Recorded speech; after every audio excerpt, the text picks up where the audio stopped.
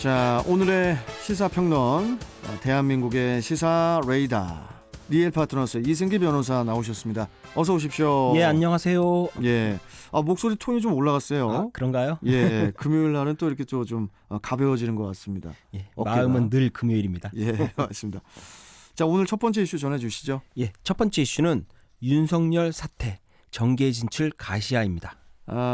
윤석열 검찰총장이 어제 4일에 그 전격 사의를 표명을 했습니다. 그 지난 2일 그 언론 인터뷰를 통해서 그 중수청을 작심 비판하기 시작한 지 이제 사흘 만인데 문재인 대통령도 1시간 만에 곧바로 사의를 수용을 했어요. 예, 그 사의 수용을 단 한 줄, 그 문재인 대통령이 사의를 수용했다. 이렇게 한 줄로 끝냈는데요. 좀 청와대의 불편한 좀 신기가 드러난 것 같습니다. 윤석열 총장은 이제 지난 2019년 7월이죠. 문 대통령과 범여권에 이제는 열렬한 환호를 받으며 이제 검찰총장이 임명이 됐는데요. 임명된 지 1년 8개월 만에 이제 검찰을 떠나게 된 겁니다. 이제 윤석열 총장하면 이제 사람에 충성하지 않는다라는 어록이 떠오르듯 이제 여야 할 것 없이 이제 강골 검사로 평가해 왔는데요. 이제 취임 후에 이제 조국 전 장관과 그 일가에 대한 수사를 하며 여권과 이제는 갈등을 겪었고요. 이후 청와대를 겨냥한 이제는 월성 원전 수사 그리고 울산시장 선거 개입 사건 등 이제 굵직한 사건을 수사하면서 이제는 소위 이제는 추윤 갈등이라 그래서 추미애 전 장관과 정말 쌀벌할 정도로 대립을 했습니다. 이제 그 결과 이제 직무 배제도 당했고요. 또 징계 처분도 받았지만 이제 법원 소송을 통해 다시 돌아오기도 했습니다. 그런데 이번에는 중수청 문제가 이제 전면에 나서면서 윤 총장이 직을 걸고 맞겠다 그랬는데 정말 직을 던진 겁니다. 어제 윤 총장이 이제는 그 기자들 앞에서 짧게 입장을 한 1분 정도 밝혔는데요. 이 나라를 지탱해온 헌법 정신과 법치 시스템이 파괴되고 있다. 그 피해는 국민에게 갈 것이다. 라면서 이 사회가 어렵게 쌓아올린 정의와 상식이 무너지는 것을 더는 두고 볼 수 없다. 검찰에서 제가 할 일은 여기까지다. 라면서 사의 의사를 표명했습니다. 예.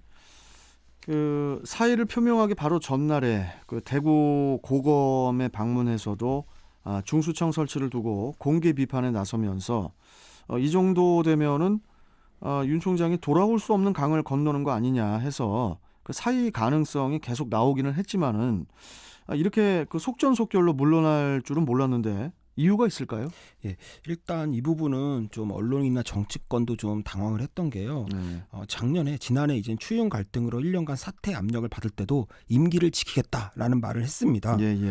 아마 근데 이번에 이제 박범계 신임 법무부 장관이 이제는 임명이 되고 또 신현수 이제 검찰 출신의 신현수 민정수석이 또 임명이 되면서 아마 윤 총장이 이제는 좀 검찰 개혁에 대해서 좀 검찰의 목소리를 반영할 수 있겠다라고 생각한 것 같은데 뭐 최근 두 차례 검찰 인사에서 전혀 목소리가 잘 반영되지 않았거든요. 그러면서 무력감을 느낀 걸로 그렇게 보입니다. 거기에 이제 중수처까지 이제는 딱 중수처 도입까지 논의가 되니까 이제 더 이상 내가 할 게 없다라고 판단을 한 걸로 보이는데요. 또 이번 사태를 보면은 결국 몸을 던져 중수처를 맡겠다라는 의지로 보입니다. 또 타이밍이 정말 절묘한 게요. 여당이 지금 중수청 설치 법안을 밀어붙이지만 변수가 하나 있습니다.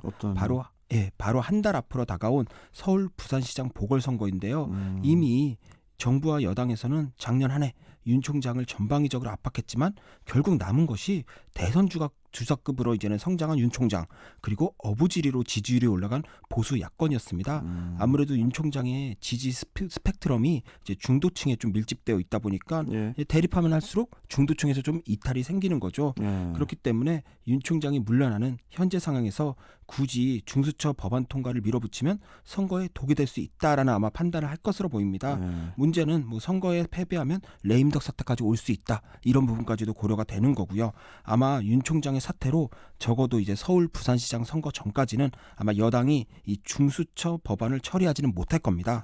그리고 이제는 공은 선거에 달려 있는 거죠. 만약 민주당이 승리한다면 뭐 처리가 유력해지는 거고요. 국민의힘이나 안철수 대표가 승리한다면 그때 이제 추진 동력을 일부 잃지 않을까 그렇게 보고 있습니다.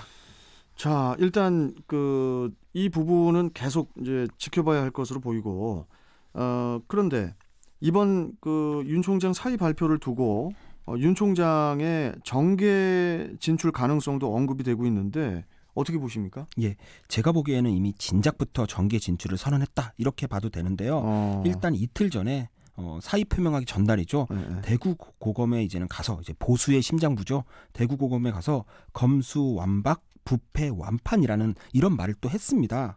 검수완박 부패 완판이요? 그게 어떤 의미입니까? 그 설명을 해드리면 이게 사자성어가 아니라 마치 신조어 같은 줄임말인데요. 줄임말이에요? 예, 우선 검수완박이라는 건 검찰 수사권을 완전히 박탈한다는 얘기인데요. 이 검찰 수사권이 완전히 박탈되면 이제 부패 완판, 부패도 완전히 판을 친다 이런 의미입니다. 사실 이 말은 법률가 또는 이제 공직자의 언어라기보다는 정치인의 언어에 가깝습니다. 예. 그리고 당시 대구고검에서도 윤 총장의 지지자들이 모여서 윤석열, 윤석열 이렇게 진짜 외쳤고요. 권영진 대구시장이 직접 화환을 전달해 주기도 했습니다. 그렇다고 그러더라고요. 거기다가 이제 또 윤 총장 스스로도 정치를 할 거냐라는 기자의 질문에 정치를 할 의향은 지금 말씀드릴 것이 아니다라고 해서 여지도 남겼고요. 그래요. 그리고 또 어제 사의 표명을 발표할 때도 검찰에서 할 일은 여기까지라고 하면서 어떤 위치에 있든 자유민주주의를 지키고 국민을 보호하기 위해 최선을 다하겠다라고 말을 했습니다. 뭐 이 정도면 사실상 이제 출사표를 던진 게 아닌가 그렇게 보고 있습니다. 예. 뭐 그래서인지 이제 당장 정치권의 반응이 되게 이제 뜨거운데 일단 여당인 민주당에서는 얻는 건 정치 검찰이라는 오명뿐이다. 이러면서 이제 강력하게 비판하고 나섰단 말이에요. 예, 그동안 이제 민주당이 윤 총장에 대한 공식 대응을 좀 자제해 왔습니다. 이 건들면 건들수록 커진다라는 이제 학습 효과가 있기 때문인데요. 그런데 이제 사퇴를 해버렸으니까 이제 가만히 둘 수가 없는 거죠. 지금은 이제 윤 총장의 이제 정치인 행보에 이제 찬물을 끼얹는 그런 전략으로 가고 있는데요. 뭐 정치 검사의 끝판왕이다. 자신의 정치적 행보를 위해 검찰 조직을 이용했다. 정치인 코스프레다. 심지어 야당인 국민의힘이 주도한 기획 사태다. 이런 발언들이 어제 하루 동안 다 민주당에서 다 나왔습니다. 정치 검찰의 끝판왕이라는 말까지 나왔다는 건데, 근데 이제 처음 윤 총장이 검찰총장에 임명될 때 그 청와대와 민주당에서는 검찰 개혁의 적자다, 뭐 권력에 굽힘 없는 강력한 원칙주의자다. 이러면서 이제 찬사 일색이었는데 참 지금 상황이 아이러니하네요. 예, 당시에는 오히려 이 국민의힘 측에서 윤 총장 임명은 곧 야당 탄압이다라면서 강력 반발했는데 지금 상황이 정반대가 된 겁니다. 참 정치란 게 참 비정한 게 이해관계에 따라 동지와 적이 한순간 바뀌는 거죠. 그런데 이제 다른 부분이야 좀 이해가 되지만 뭐 여야 입장이 다르니까 충분히 이해는 됩니다. 하지만 윤 총장이 정치 검찰이라는 거는 좀 우리가 좀 살펴봐야 되는 게 이 정치 검찰이라는 건 이제 힘 있는 권력자, 그러니까 현재 권력을 쥐고 있는 자에게 충성을 다하고 반대파를 억압하는 약간 사냥개 같은 그런 검찰을 말하거든요. 그런데 윤 총장은 지금 이제 대통령은 물론이고 국회, 지자체, 지방의회까지 아주 싹쓸이한 이 집권 여당을 상대로 그렇네요. 정권의 핵심 인물들을 수사하고 또 정면 대립을 했다는 거죠. 사실 이런 대립의 가장 근본적인 시작이 바로 조국 전 장관에 대한 수사인데요. 그 부분도 뭐 부당하다, 수사가 부당하다라고 말을 하지만 지금 결과적으로 보면은 정경심 교수가 이제는 법정 구속이 됐단 말이에요. 그렇죠. 재판 결과만 놓고 보면은 수사의 정당성은 있다는 거죠. 만약 윤 총장이 현재 정부에 충성을 했다면 뭐 지금 같은 사태도 없었을 거고요. 오히려 더 높은 곳으로 영전을 했을 겁니다. 그 반대를 택한 거죠.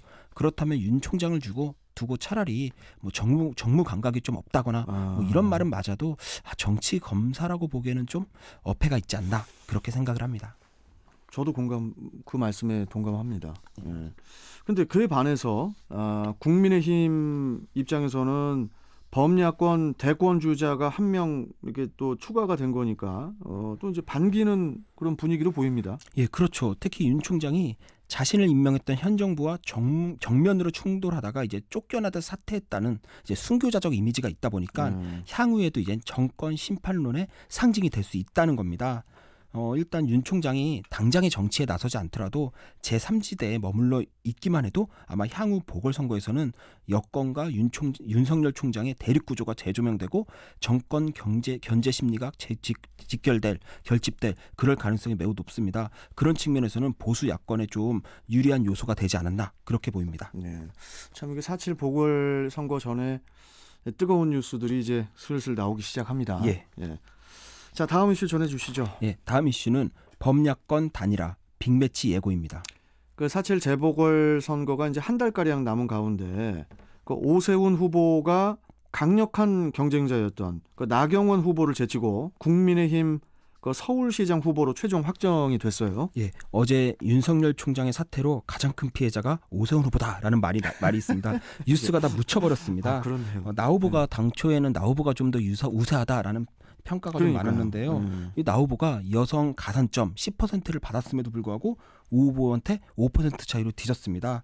아마 나경원 후보가 좀 강경 보수라는 좀 이미지가 좀 있는데 아마 이번 그 경선에 룰이 100% 시민 여론조사이다 보니까 아무래도 상대적으로 중도 색채가 있는 오세훈 후보가 좀 여론조사에서 유리했던 것으로 그렇게 보입니다. 이제 무소속 그 금태섭 후보와의 그 제3지대 단일화에서 이겼죠. 그 안철수 국민의당 후보와 이제 2차 단일화 작업을 거치게 되는데 좀 어떻게 보십니까? 예, 양측 모두 단일화 없이 승리할 수 없다라는 걸 잘 아니까 단일화 의지는 확실해 보입니다. 예. 다만 최근에 불거진 기호 2번이냐, 기호 4번이냐 는 이제 기호 논쟁부터요. 또 단일화 룰, 그러니까 이제 여론조사 방법이나 시점, 토론 횟수와 방식 이런 걸 두고 이제 치열한 협상을 벌일 예정인데요. 네. 이 부분이 얼마나 서로에게 상처 주지 않고 원만하게 이루어지냐가 관전 포인트가 되지 않을까 그렇게 보입니다. 자, 그리고 이제 국민의힘 그 서울시장 말고 부산시장 후보로는 예상했지만은 박형준 동아대 교수가 이제 최종 확정됐다는 소식까지 알려드리면서 자, 오늘 그 시사평론 코너 일단 마치고 저희는 또 월요일에 뵙도록 하겠습니다. 고맙습니다. 예, 감사합니다. 네. 자, 시사평론가 리엘 파트너스의 이승기 변호사와 함께 했습니다.